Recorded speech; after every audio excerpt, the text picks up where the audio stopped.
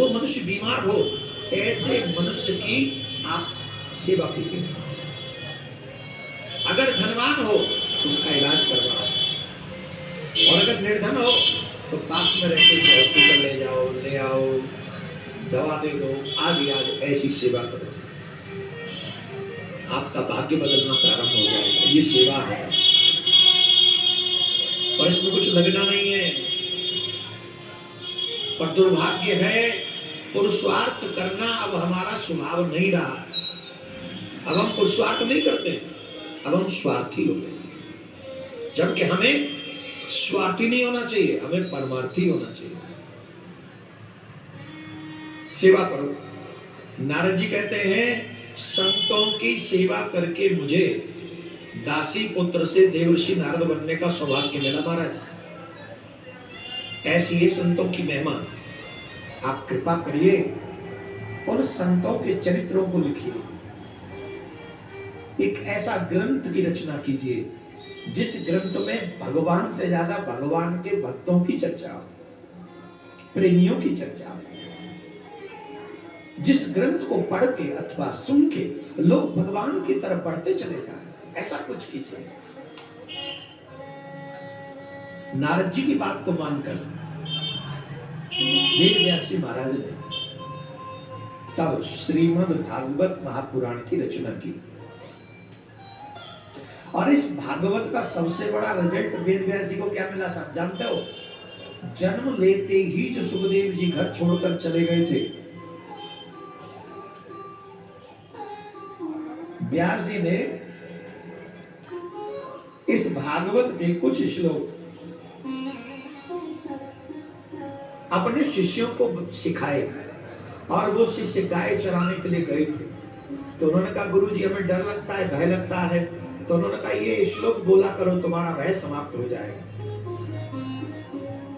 तो व्यास जी महाराज के एक शिष्य ने वन में जाकर इस श्लोक को बोला, बर्हा पीडम नटवर वपु कर्णयो कर्णकारं बिभ्रदवासः कनकिकपिशं वैजयन्ते च मालां गन्धात् वेणुवदनसुधया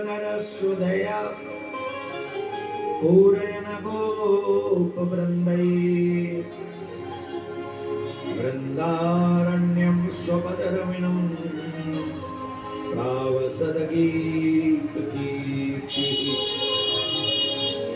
इसमें भगवान के संपूर्ण सौंदर्य एवं उनकी लीला का वर्णन है।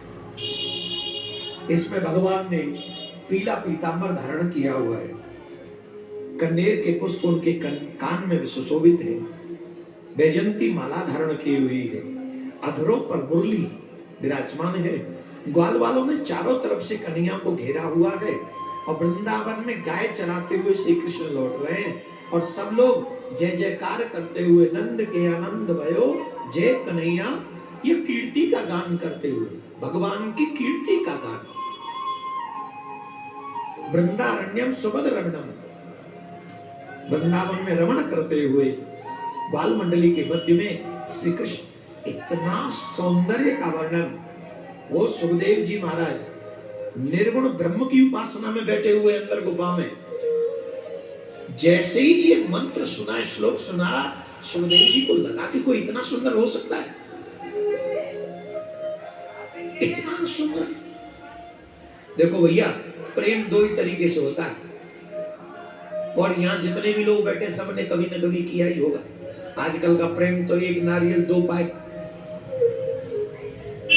मुंबई कौन कौन गया घूमने?